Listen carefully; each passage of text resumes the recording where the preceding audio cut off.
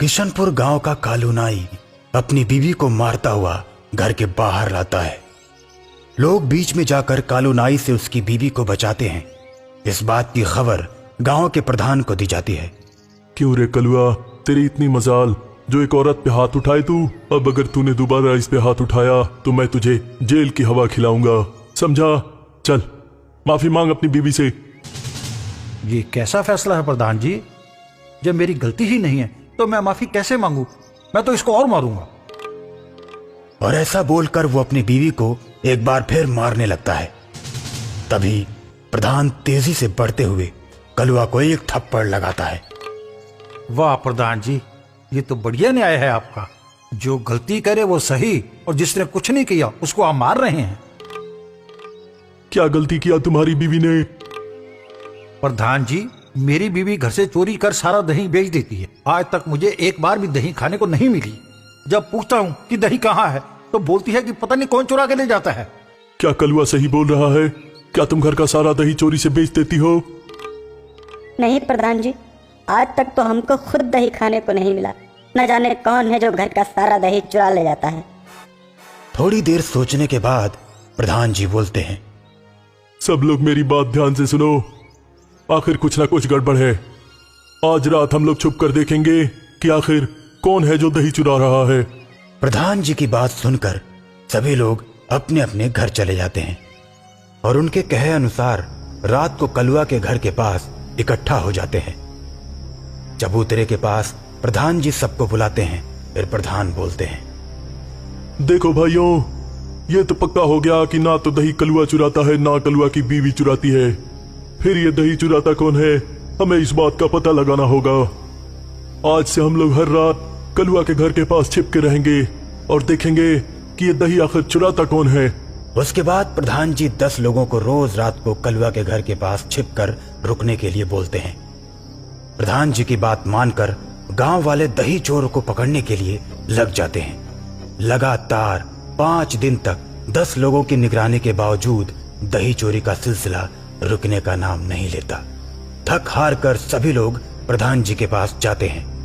प्रधान जी, हम लोग 4 दिन से रात भर जग के चोर का इंतजार कर रहे हैं, मगर चोर कब आके दही चुरा ले जाता है पता ही नहीं लगता।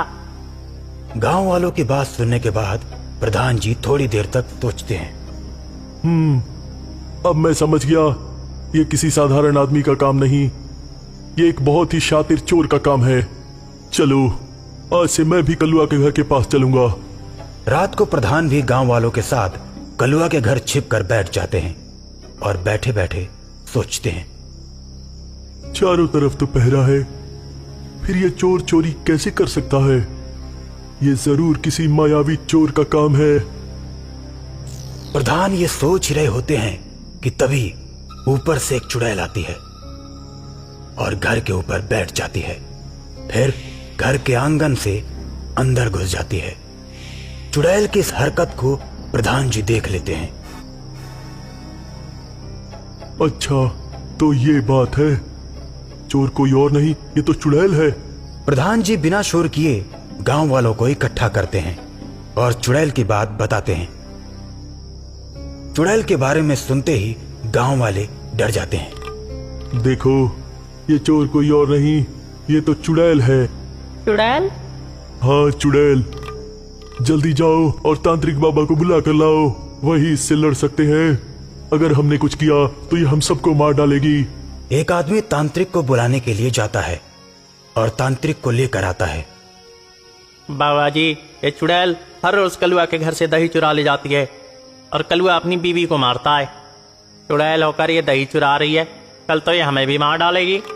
अब तांत्रिक बाबा कलुआ के घर के सामने आसन लगाकर बैठ जाते हैं और हवन करने लगते हैं।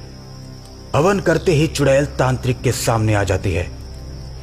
ओ तांत्रिक, तू क्यों मुझे परेशान कर रहा है?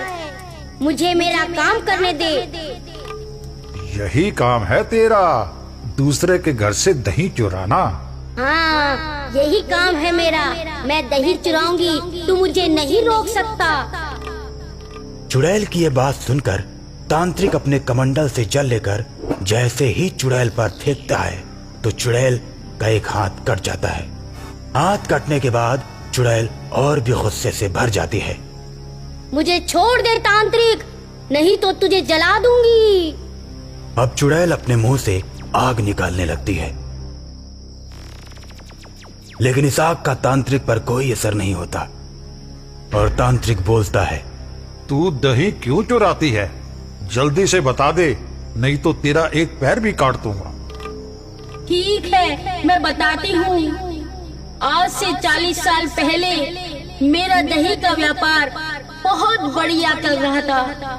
आसपास के लगभग 5 गांव मुझसे दही खरीद कर ले जाते थे, लेकिन मेरी पड़ोसन सरिता की दही बहुत कम बिकती थी, जिसकी वजह से वो मुझसे जलती थी। मेरा नाम खराब करने के लिए उसने एक चाल चली। कलवा के पिताजी भी मुझसे दही खरीदते थे।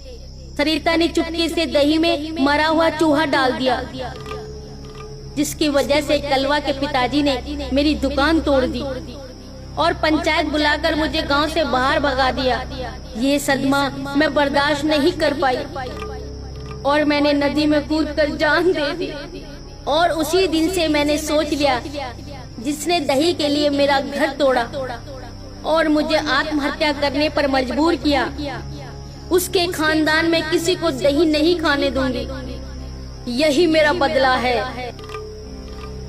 लेकिन कलवा के पिता तो मर चुके हैं, इसमें कलवा की क्या गलती है? छोड़ दो इसे। नहीं छोड़ूंगी, इन दोनों को एक दिन मार दूंगी। तांत्रिक समझ जाता है कि चुड़ैल अब नहीं मानने वाली, इसका इलाज करना ही पड़ेगा। तांत्रिक एक बार फिर हवन शुरू कर देता है और कमंडल से जल लेकर चुड़ैल के ऊपर फेंकता है।